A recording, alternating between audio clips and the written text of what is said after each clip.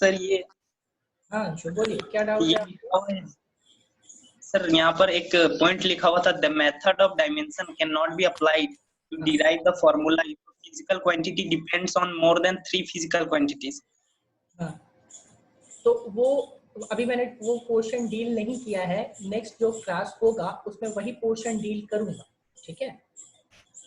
तो इसलिए उसके लिए परेशान मत होइए। अभी जो डायमेंशन निकालने में कोई दिक्कत है आपको, यूनिट निकालने में किसी क्वांटिटी का कोई दिक्कत है? नहीं सर, सर डायमेंशन सिर्फ MLT तीन ही अथी में निकलेगा? नहीं, आप एम्पियर में भी निकाल सकते हो। जैसे अभी मैं आपको 2-4 एग्जांपल दूंगा। जैसे करंट जो होता है, तो करंट मान लो चार्ज है, तो चार्ज Q = IT होता है ना? Yes sir. हाँ, तो Q = IT, तो करंट का क्या हुआ एम्पियर, और टाइम का क्या हुआ T। तो चार्ज का जो डायमेंशन होगा वो होगा A × T, right? Yes sir. तो उसका टोटल डायमेंशन क्या हो जाएगा, M0 L0 T और A। तो वहां पे 4 चीज आ गया। Yes sir.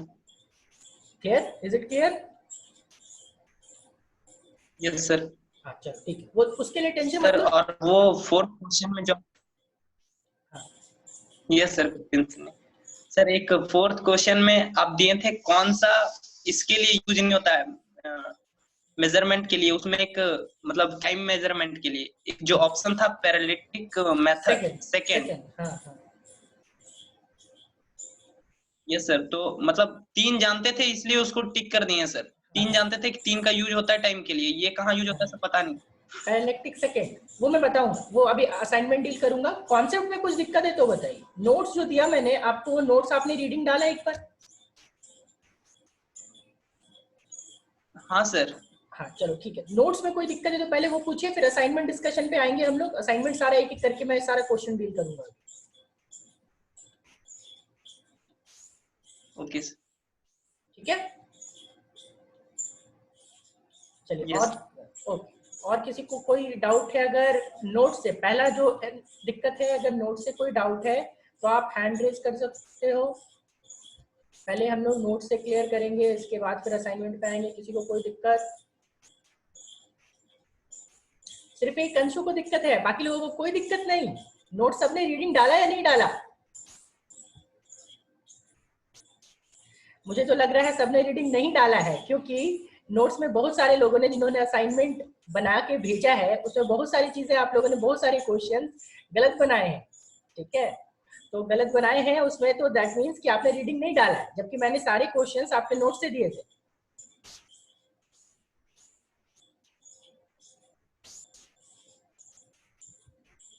बोलिए, किसी को नोट से कोई दिक्कत नहीं? चलिए ठीक है, फिर मैं असाइनमेंट पे आता हूँ। ठीक है, अभी असाइनमेंट पे हम लोग डील करते हैं।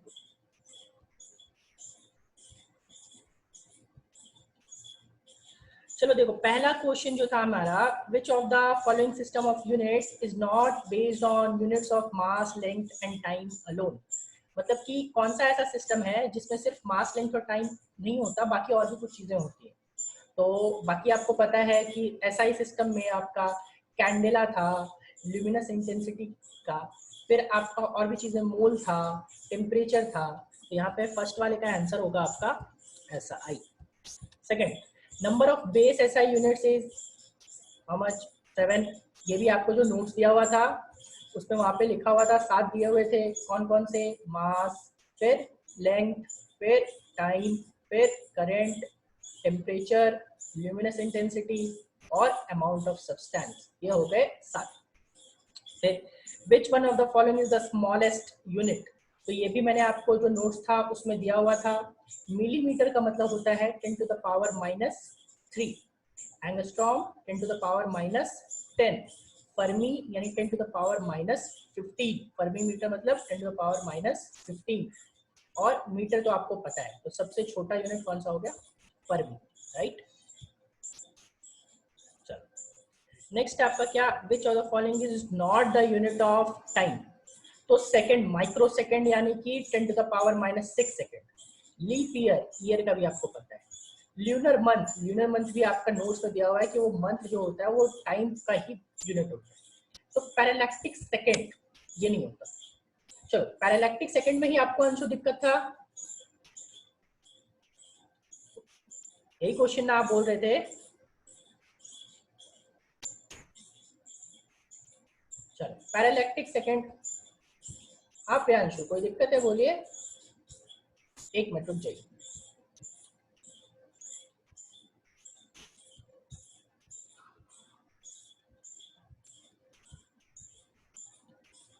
सर क्वेश्चन 10 मेरा आवाज, आपका आवाज नहीं आया था। अभी आया आवाज? फिर से रिपीट। हाँ कौन सा क्वेश्चन? Question 10, question number 10। सबसे लास्ट वाला क्वेश्चन? No sir 10। ठीक है,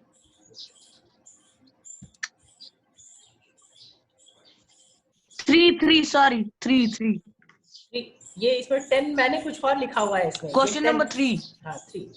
तो ये क्वेश्चन नंबर 3 में क्या है ना कि मिलीमीटर का मीन मतलब 10⁻³ मीटर, ठीक है। एक मिलीमीटर का क्या मतलब होता है? 10⁻³ एंगस्ट्रॉम का मतलब होता है 10⁻10, ठीक है। और फर्मी का मतलब होता है 10⁻15, ठीक है। तो फर्मी का मतलब 10⁻15, जो सबसे छोटा तो 10⁻15 हुआ। Yes sir. क्लियर हो गया? हाँ ठीक है, सही है। अब देखो नेक्स्ट आया पैरालैक्टिक सेकंड। तो मैंने लास्ट क्लास में बताया था पैरालैक्टिक सेकंड, अभी मैंने ज्यादा डिटेल में अभी बताया नहीं है, ठीक है। बट फिर भी मैं पैरालैक्टिक सेकंड में आपको लास्ट पर भी मैंने एक स्क्रीन शेयर किया था और उसमें बताया था, समझाया था। मैं फिर से वो चीज आपको एक बार समझा रहा हूँ, ठीक है। उससे पैरालैक्टिक सेकंड आपको समझ में आएगा। मैंने अभी बेसिक मैथमेटिक्स स्टार्ट नहीं किया है, तो उसमें ये चीज मैं पैरालैक्टिक सेकंड वहां पे बताता हूँ, ठीक है। अभी मान लीजिए हमारे पास क्या था, फिर से मैं पैरालैक्टिक सेकंड रिपीट कर रहा हूँ। यहाँ पे देखो, ये मान लो सर्कल है। इस सर्किल में हम लोग का क्या है कि 2 पॉइंट्स हम लोग लेते हैं, यहाँ से यहाँ। इस जगह पे बॉडी ए है और यहाँ पे बॉडी बी है। ये जो एंगल बन रहा था वो थीटा बन रहा था। अब बॉडी ए पॉइंट से बी पॉइंट पे बॉडी को पहुंचने में टाइम लगता है 1 सेकेंड, ठीक है। अब इस 1 सेकेंड में जो ये डिस्टेंस कवर हो रहा है ए बी, ये डिस्टेंस कवर हो रहा है, इसी डिस्टेंस को हम लोग बोलते हैं 1 पैरालैक्टिक सेकेंड। मतलब 1 सेकेंड में जितना डिस्टेंस कवर होगा उसको बोलेंगे 1 पैरालैक्टिक सेकेंड, ठीक है। ये चीज था। तो 1 सेकेंड में जितना डिस्टेंस ट्रैवल हो रहा है तो 1 पैरालैक्टिक सेकेंड, यानी डिस्टेंस हम लोग मेजर कर रहे हैं। और डिस्टेंस तो आपका वहां पे क्या है, मीटर में मेजर करते हैं ना, जो कि आपका नोट्स में भी दिया था, मैंने शेयर किया है नोट्स में। अगर आप नोट्स को रेटिंग डालते तो नोट्स को देखो, पहला यहाँ पे दिया हुआ 1 पार्सेक, पार्सेक यानी कि पैरालैक्टिक सेकेंड। पार्सेक जो लिखा हुआ है वो पैरालैक्टिक सेकेंड का ही क्या है, शॉर्ट फॉर्म है। तो देखो कितना दिया हुआ है, 3.084 इंटू 10⁻16 मीटर, राइट। तो ये पार्सेक जो है वो तो मीटर में है, तो वो टाइम का यूनिट नहीं हो सकता, ठीक है। अंशु क्लियर हुआ आपको? अंशु आपको आवाज आ रही है? Yes sir. क्लियर हो गया आप? Yes sir.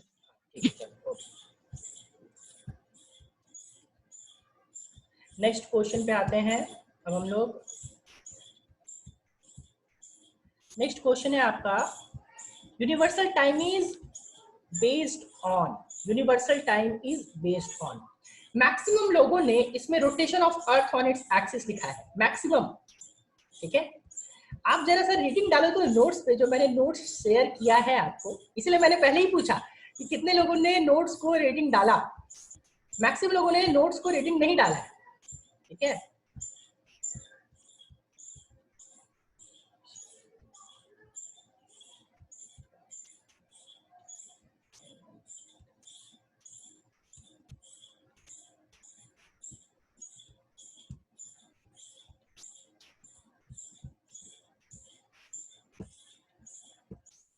Don't write on the screen. बाकी लोग स्क्रीन पे शेयर कुछ नहीं लिखे।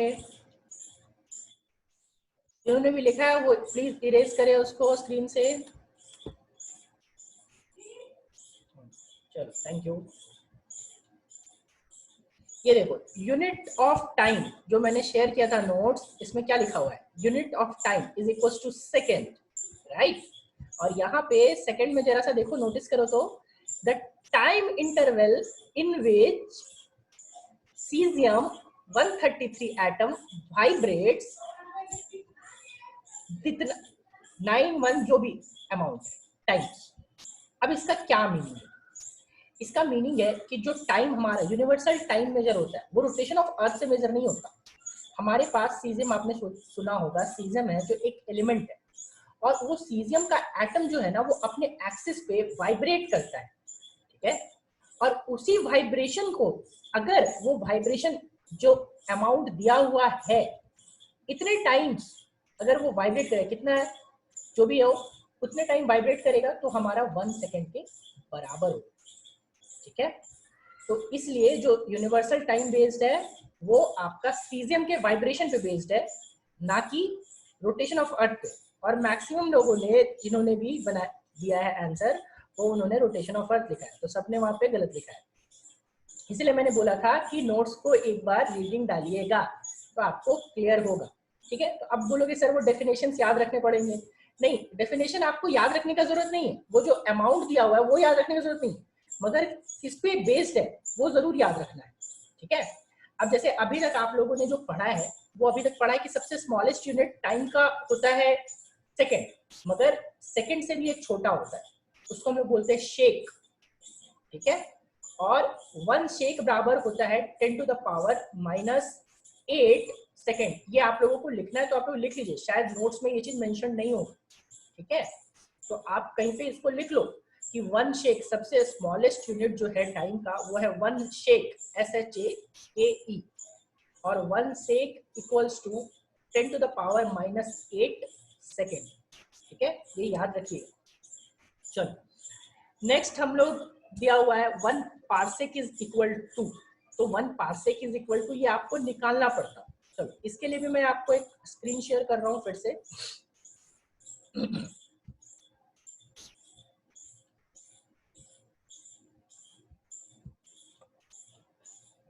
ये देखो यहाँ पे दो चीजें आपको दी हुई है, 1 light year equals to 9.46 into 10 to the power 15 metre and 1 parsec equals to 3.084 into 10 to the power 16, ये 10 to the power 15 and 10 to the power 16। तो आपको चाहिए पार्सेक और लाइट ईयर के बीच में रिलेशन। तो मान लो मैं क्या कर रहा हूँ कि अगर इस दोनों को डिवाइड कर रहा हूँ, ठीक है, ये देखो ये 3.084 है और यहाँ 10 to the power 16 है, तो क्या हम लोग इसको नहीं लिख सकते 30.84 into 10 to the power 15? This can be written as, ध्यान से मेरी बात को सुनिएगा, ठीक है, क्योंकि पावर लिखना बोर्ड पे भी फिलहाल पॉसिबल नहीं है, तो मेरी बात को ध्यान से सुनिए।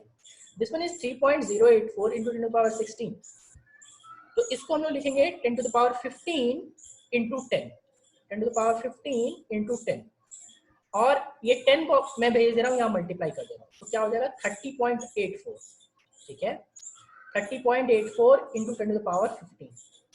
अब 1 पार्सेक को अब 1 लाइट ईयर से डिवाइड कर दो, तो 1 पार्सेक को 1 लाइट ईयर से आप डिवाइड करोगे, तो 1 पार्सेक को 1 लाइट ईयर से अगर आप डिवाइड करोगे तो 30.84 डिवाइडेड बाय 9.5 अप्रोक्सीमेटली, तो मैं क्या कर रहा हूँ 31 को अप्रोक्सीमेटली 9.5 से डिवाइड कर रहा हूँ, ठीक है। तो जब आप 31 को 9.5 से डिवाइड करोगे तो अराउंड 3.26 आएगा, ठीक है। चलो मैं एक और स्क्रीन आपको शेयर करके दिखा रहा हूँ।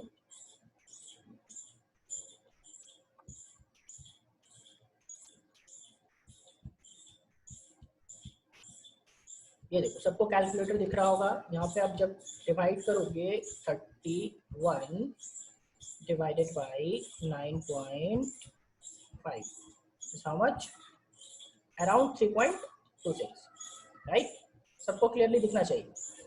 देखो तो 3.26 यानी कि 1 पार्सेक बराबर कितना आ जाएगा 3.26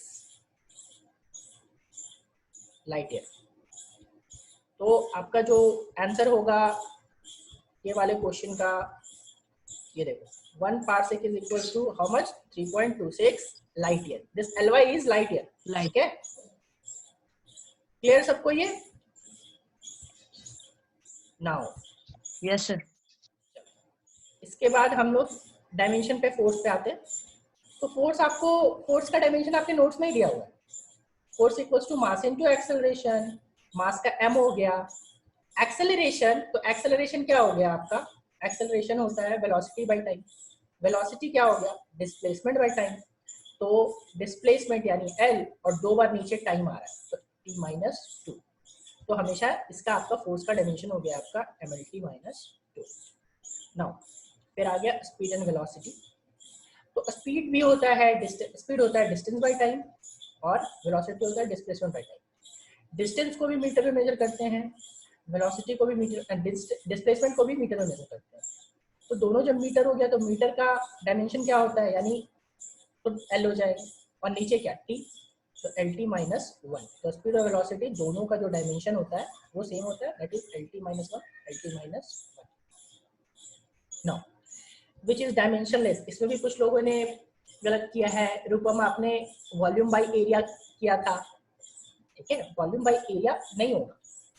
देखो डायमेंशनलेस मतलब कोई डायमेंशन नहीं, ठीक है। तो कोई डायमेंशन नहीं, मान लो फोर्स अपॉन एक्सेलरेशन, तो वो तो मास होता है ना, force upon acceleration is mass, तो मास का तो डायमेंशन होता है, ठीक है।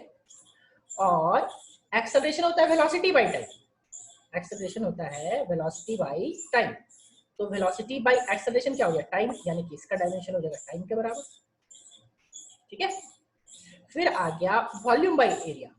तो वॉल्यूम सोचो, वॉल्यूम को अगर हम लोग लिखें, चलो मैं एक क्यूब का एग्जांपल लेके चल रहा हूँ। क्यूब का वॉल्यूम अगर हम लोग देखें, ठीक है, तो ए क्यूब यानी कि साइड का क्यूब, और एरिया अगर देखें तो ए स्क्वायर।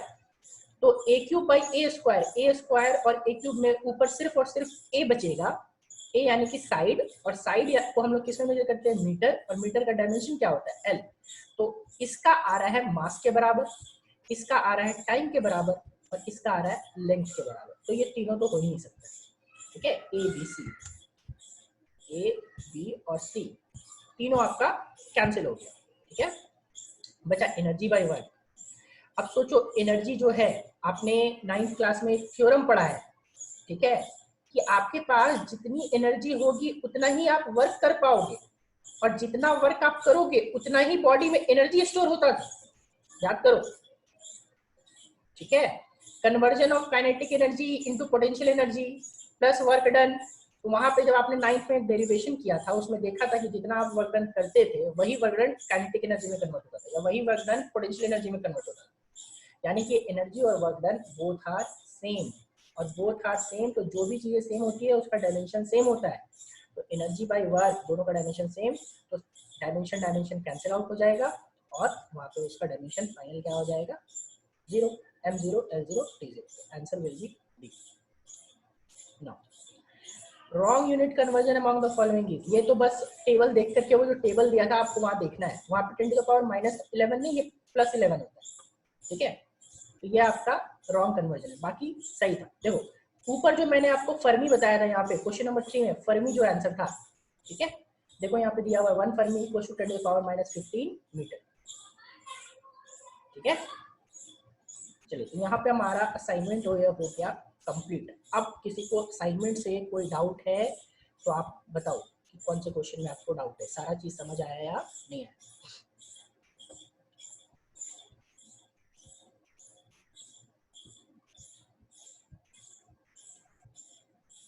सबको क्लियर है? कोई दिक्कत? चलिए ठीक है, फिर आज का टॉपिक हम लोग आगे, ये सॉल्यूशन मैं शेयर कर दूंगा आपको, ये सॉल्यूशन भी आपको आज ग्रुप में शेयर हो जाएगा, ठीक है। तो इसके बाद हम लोग स्टार्ट करते हैं आज का नेक्स्ट टॉपिक, जो भी नेक्स्ट टॉपिक है। अभी इसके पहले मैं आपको एक चीज पूछ रहा हूँ, ठीक है। चलो सिंपल सा क्वेश्चन है, जिसको जवाब देना होगा वो बस हैंड रेस कीजिएगा, ठीक है। 1 kg चावल में हम लोग 2 लीटर दूध मिला रहे हैं, क्या बनेगा? फाइनल जो क्वांटिटी आएगी, फाइनल आप क्या बताओ? जिसको जवाब देना वो सिर्फ हैंड रेस कीजिएगा, ठीक है। 1 kg राइस में we are mixing 1 litre of milk. Final जो चीज आएगा वो क्या आएगा? खीर नहीं बोलना है, ठीक है। 1 kg चावल में, दूध में चावल मिला के खीर नहीं बोलना है।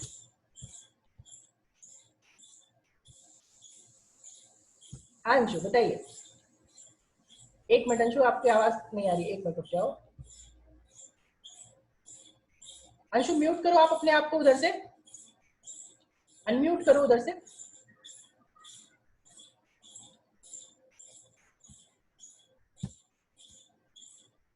अंशु आपको आवाज आ रही है मेरी क्लियर? खीर, किसी ने बोला भी है खीर? किसने बोला खीर? चैट में किसी ने बोला भी है खीर? हाँ अंशु बोलिए। सर 1 kg चावल और 1 लीटर दूध ही रहेगा सर, जुड़ेगा नहीं। जुड़ेगा नहीं, गुड। चलिए हाँ नंदनी बताइए। खीर।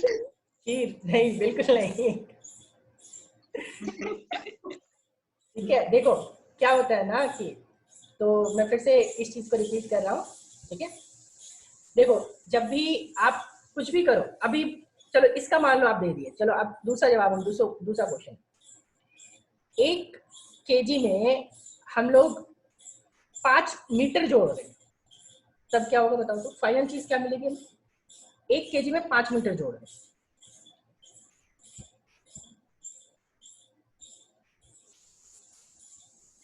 जिनको भी बताना है सोचिए, थोड़ा सोच करके हैंड रेस कीजिएगा। सेम नहीं होगा, जोड़ ही नहीं सकते हम लोग, ठीक है। हम लोग जोड़ नहीं सकते हैं, कुछ नहीं होगा। हाँ एग्जैक्टली कुछ नहीं होगा, ठीक है। मतलब हम लोग ऐड नहीं कर सकते, फाइनल जो हमारे पास क्वांटिटी है हम लोग उसको ऐड नहीं कर सकते। तो यही बोलता है प्रिंसिपल ऑफ होमोजेनिटी, ठीक है। हम लोगों को मैं आज सिर्फ एक छोटा सा टॉपिक डील करूंगा, प्रिंसिपल ऑफ होमोजेनिटी, और इस पे बहुत सारे क्वेश्चंस बनते हैं, ठीक है। मैक्सिमम कंपटीशन आप ले लो, इंजीनियरिंग करना है तो जी मेन, जी एडवांस्ड, या फिर मेडिकल करना है तो नीट, ठीक है। सारे में इस टॉपिक से हर ईयर एक क्वेश्चन होता ही होता है। तो ये आप लोगों को बहुत अच्छे से समझना है। टॉपिक बहुत छोटा है, क्वेश्चंस बहुत बनते हैं, ठीक है। क्वेश्चन इससे बहुत ज्यादा बनते हैं, तो ये चीज समझना है हम लोगों को, ठीक है। तो प्रिंसिपल ऑफ होमोजेनिटी क्या बोलता है कि हम लोग क्या है कि उसी क्वांटिटी को जोड़ सकते हैं या घटा सकते हैं जिसका डायमेंशन या यूनिट सेम हो, ठीक है। और जोड़ने और घटाने के बाद जो चीज आएगी उसका भी डायमेंशन सेम होगा। जैसे 3 kg में 2 kg चावल जोड़ोगे, 3 kg चावल में 2 kg चावल जोड़ोगे तो 5 kg चावल आएगा, kg ही आएगा। ऐसा नहीं हो जाएगा अचानक से कि 3 kg चावल में आप 2 kg चावल जोड़ोगे तो वो 6 लीटर चावल बन जाएगा। दिस इज नॉट पॉसिबल, ठीक है। अब इसी तरह आप अगर 7 मीटर में 5 मीटर को घटा दो तो 2 मीटर ही आएगा। ऐसा नहीं होगा कि 2 kg बन जाएगा, ठीक है। तो प्रिंसिपल ऑफ होमोजेनिटी, मेरी बात को ध्यान से सुनिएगा, मैं फिर से रिपीट कर रहा हूं। प्रिंसिपल ऑफ होमोजेनिटी ये बोलता है कि हम लोग किसी भी दो फिजिकल क्वांटिटी को जोड़ या घटा तभी सकते हैं जब दोनों का डायमेंशन सेम हो, दोनों का यूनिट सेम हो, और साथ में जो जोड़ने के बाद क्वांटिटी मिलेगी, घटाने के बाद क्वांटिटी मिलेगी, उसका भी डायमेंशन वही होगा जिसमें आप जोड़े थे। जैसे kg plus kg equals to kg, ठीक है। अगर metre plus metre equals to metre, second नहीं होगा, ठीक है। ऐसा नहीं होगा कि 2 मीटर 3 मीटर दोनों को जोड़ो तो फाइनल आपका हो जाएगा 3 और 2 5 सेकंड, नहीं, दैट्स नॉट पॉसिबल। यही बताता है प्रिंसिपल ऑफ होमोजेनिटी। आज हम लोग को सिर्फ यही टॉपिक डील करना है। मैं इसका आपको एक स्क्रीन शेयर कर रहा हूँ, इसके बाद हम लोग उसके आगे डील करेंगे। ये देखो, सबसे पहले इसमें कुछ डायमेंशन दिए हुए हैं, ठीक है। ये सारे कुछ डायमेंशन है जो आपको याद करने हैं, ठीक है। बट इतना नहीं याद करना है, जब क्लासरूम प्रोग्राम में मैं पढ़ाता हूँ तो मैं 80 यूनिट एंड डायमेंशन निकलवाता हूँ, एटलीस्ट 80। बट फिलहाल ये जो टेबल है इसमें से आप सारा निकालना सीख जाओगे, ठीक है। बट इसमें जो इम्पोर्टेंट है वो मैं कुछ आपको मेंशन कर रहा हूँ, सिर्फ इम्पोर्टेंट ही दिया हुआ है, तो ये आपको एटलीस्ट याद रखने, क्योंकि इससे आपको कुछ ना कुछ पूछता है और इससे होगा क्या कि आपका जो डायमेंशन निकालने का तरीका होगा वो थोड़ा आसान हो जाएगा। आप तुरंत उस डायमेंशन को पुट करोगे तो फास्ट डायमेंशन निकाल सकते हो। तो ये आपको कुछ डायमेंशन दिए हुए मैंने, उसको याद रखना है, ठीक है। अब यहाँ पे कुछ ऐसे भी क्वांटिटीज है जो डायमेंशनलेस है, ठीक है, जैसे रिफ्रैक्टिव इंडेक्स, एफिशिएंसी, ठीक है, ये सारी चीजें डायमेंशनलेस है। डायमेंशनलेस मतलब कोई डायमेंशन नहीं, ठीक है। तो सबसे पहले हम लोग देखते हैं यहाँ पे principle of homogeneity of dimension, जो भी मैंने बताया। The dimension of physical quantity on the left hand side of dimensional equation should be equal to the net dimension of all physical quantities on the right hand side of it. इसका क्या मतलब हुआ, ठीक है। जैसे मैं एक और अभी आपको शेयर कर रहा हूँ स्क्रीन,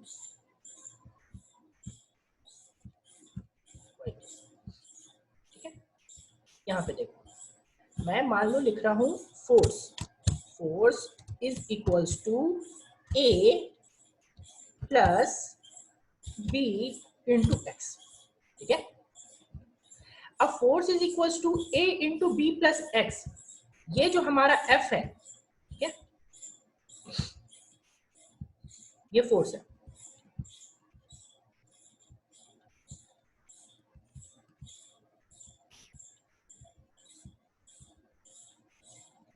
A प्लस बी जो है, ये A और B कोई क्वांटिटीज है, क्या है हमें नहीं मालूम, अननोन है। और ये जो x है ये डिस्टेंस है,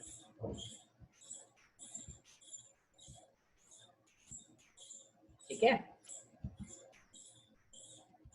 तो इसका देखो मैं पहला एप्लीकेशन बता रहा हूँ आपको। पहला एप्लीकेशन में क्या है कि फोर्स है A प्लस बी एक्स है, तो सोचो कि ये एक क्वांटिटी है और ये बी एक्स है, तो ऑब्वियसली जब ये फोर्स आ रहा है तो ये A भी क्या रहा होगा, फोर्स रहा होगा। ऐसा तो नहीं है ना कि ये चावल है और फिर वही वाला हालत नहीं होना चाहिए कि ये चावल है और ये दूध है, दोनों को मिलाओगे तो ये खीर आएगा, नहीं। अगर ये फोर्स है, ये फोर्स है, तो ये भी फोर्स रहा होगा, क्योंकि फोर्स और फोर्स को जोड़ने पे क्या मिलेगा, फोर्स, राइट। तो ये A का जो डायमेंशन होगा वो किसके बराबर होगा, फोर्स के बराबर। तो हम लोग मान लो लिखेंगे, ठीक है। अब पूछेगा कि इसमें ऐसा कुछ इक्वेशन दे दिया, पूछेगा right the dimension of A, तो जो डायमेंशन ऑफ A होगा वो किसके बराबर होगा, तो वो आपका बराबर होगा डायमेंशन ऑफ, देखो dimension of A will be equal to इसके बराबर dimension of F, dimension of F यानी कि इसके बराबर फोर्स के बराबर। और डायमेंशन ऑफ फोर्स तो आपको पता है ना, MLT माइनस 2, तो वो आप निकाल सकते हो, वो लिख सकते हो, ठीक है। सेकंड जो चीज आएगा, और सेकंड इसी केस से आप एक चीज और लिख सकते हो, देखो ये A जो है ये फोर्स रहा होगा और BX साथ में फोर्स रहा होगा, यानी कि आप साथ में यहां भी लिख सकते हो equal to dimension of B into x, ठीक है, ये हो गया। अब सोचो आपको यहाँ पे B का डायमेंशन निकालना है, x आपको पता है डिस्टेंस, तो आप क्या करोगे, B का डायमेंशन लिख सकते हो। देखो तो जरा सा, इस दोनों को मैं इक्वेट कर रहा हूँ, ये वाला जो इक्वेशन हमारे पास आया है यहाँ से, ये F और BX, मैं इसको इक्वेट कर रहा हूँ।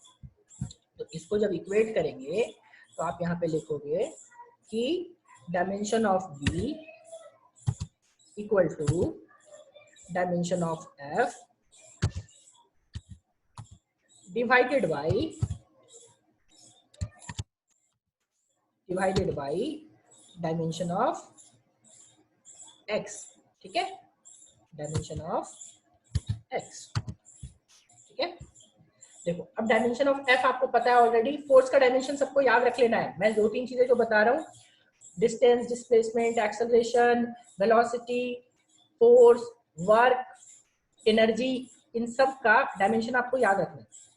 फोर्स का डायमेंशन देखो MLT माइनस 2 होता था, और x का जो डायमेंशन डिस्टेंस का डायमेंशन L होता है, तो L will be cancel out, B का dimension will be empty minus 2, ठीक है, बी का dimension will be empty minus 2, और एफ जो है वो किसके बराबर, ए के बराबर, तो एफ जो है वो ए के बराबर, यानी एफ का डायमेंशन कितना, एमएलटी माइनस 2, तो ए का भी डायमेंशन कितना, एमएलटी माइनस 2, तो ऐसा इक्वेशन का आपका डायमेंशन आ गया, ए का भी आ गया, बी का भी आ गया, ठीक है। आप प्रियांशु बोलिए।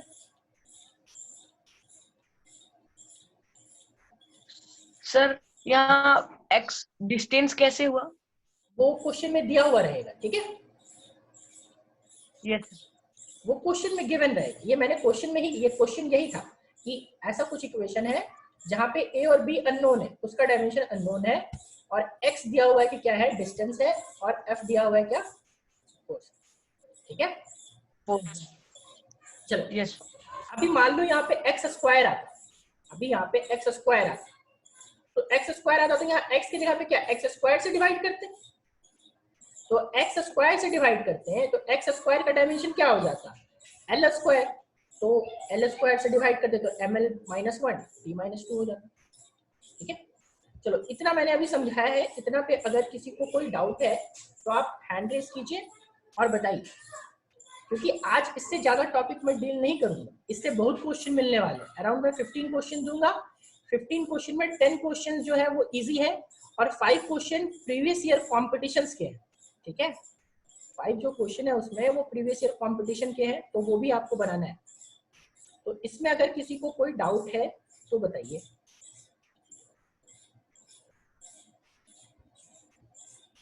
किसी को कोई डाउट नहीं, सबको क्लियर हो गया?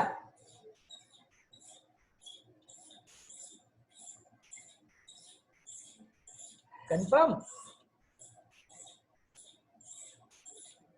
चलिए ठीक है, तो खीर और दूध, बस सिंपल सा चीज याद रखना है, क्या याद रखना है कि चावल में 1 केजी चावल में 2 लीटर दूध मिलाएंगे तो खीर नहीं बनेगा। घर में जाके मत बोलिएगा मम्मी पापा लोग, नहीं तो बोलेंगे सर क्या क्या पढ़ा रहे हैं, उल्टा पीटने लगेंगे आप,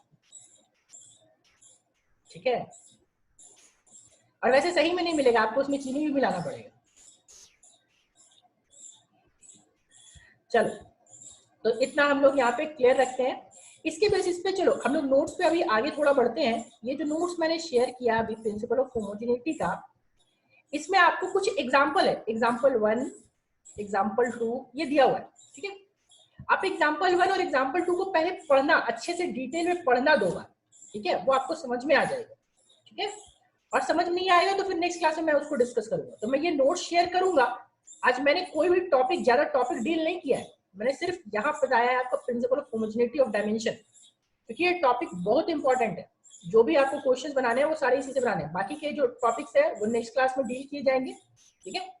इसमें कुछ एग्जांपल, जैसे पहला एग्जांपल मैं डील कर देता हूँ। यहाँ पे देखो x equal to 3yz square है, तो 3yz स्क्वायर है, इसमें आपको यहाँ पे आपको दिया हुआ है कि x और z जो है वो electrical capacitance and magnetic induction है। अब आप बोलोगे सर वो क्या होता है, तो वो क्या होता है हम लोग उसको आगे पढ़ना है, ठीक है, बट इसका डायमेंशन जो है वो मैंने आपको इसी में दिया हुआ है। देखो कैपेसिटेंस और मैग्नेटिक इंडक्शन यहाँ आपको कहीं ना कहीं दिया हुआ, देखो मैग्नेटिक इंडक्शन यहाँ दिया हुआ है, ठीक है, और कैपेसिटेंस, तो कैपेसिटेंस भी यहाँ कहीं दिया हुआ है, देखो इलेक्ट्रिकल कैपेसिटेंस है दिया हुआ है, ठीक है। तो वहां से आपको वो चीजें यूज करनी है। ये जो टेबल्स मैंने दिए हैं यहाँ पे, ये टेबल में जो दिया हुआ है, ये डायमेंशन यहाँ पे, डायमेंशन यहाँ पे, ये सारी चीजों को यूज करना है, ठीक है। चलो एक और क्वेश्चन, एक क्वेश्चन लास्ट, ये टॉपिक हमारा खत्म हो गया, यहाँ पे आपको डील करना इन लोगों को। अब इसके बारे में बताओ, आपने रिफ्रैक्टिव इंडेक्स पढ़ा है, राइट? रिफ्रैक्टिव इंडेक्स अभी जस्ट 10th में पढ़ा है आपने। रिफ्रैक्टिव इंडेक्स क्या होता था, c by v, c by v यानी velocity of light upon velocity of light in other medium, c by v, ठीक है। तो ऊपर वेलोसिटी है, नीचे भी वेलोसिटी है, तो वेलोसिटी का डायमेंशन तो सेम होगा ना, तो वेलोसिटी का डायमेंशन ऊपर मीटर पर सेकंड, नीचे भी मीटर पर सेकंड, क्या both will be cancel out, तो फाइनल जो आपका आएगा वो नेट डायमेंशन जो क्वांटिटी होगा म्यू, वो डायमेंशन लेस होगा, ठीक है। इसी तरह बताओ तो जरा सा रिलेटिव डेंसिटी का डायमेंशन क्या होगा,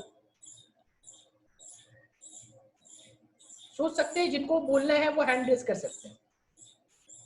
रिलेटिव डेंसिटी पूछ रहा हूँ, 9th में पढ़ा था आपने?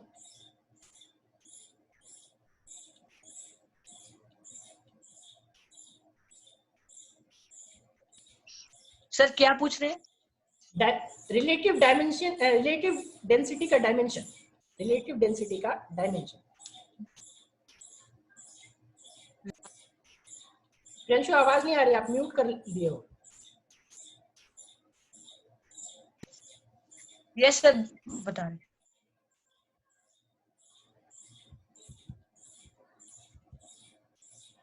रूपम आप अपने आप को अनम्यूट करो। रूपम अपने साइड से,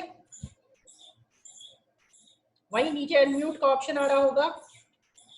ओके रुक जाओ मैं, हाँ चलो अभी आवाज आ रहा होगा, अब बताइए। रिलेटिव डेंसिटी का कोई डायमेंशन नहीं। हाँ गुड, डायमेंशनलेस, क्योंकि रिलेटिव डेंसिटी जो होता है वो होता है density of substance upon density of water at 4 degree Celsius, ठीक है। तो वो हो जाएगा डायमेंशनलेस, वो भी हो जाएगा आपका डायमेंशनलेस, ठीक है। तो इतनी चीजें हम लोगों ने डील की है, ये चीजें आपको ध्यान रखनी है। हाँ एक चीज ध्यान रखना इस बात को कि इससे आपको पता चला है, जो पूरे आज का क्लास का समरी मैं बस 2 मिनट में बता रहा हूँ कि 2 क्वांटिटीज ऐड और सब्ट्रैक्ट तभी कर सकते हैं जब डायमेंशन इक्वल हो। फाइनल जो क्वांटिटी आएगी उसका भी डायमेंशन सेम होगा, ठीक है।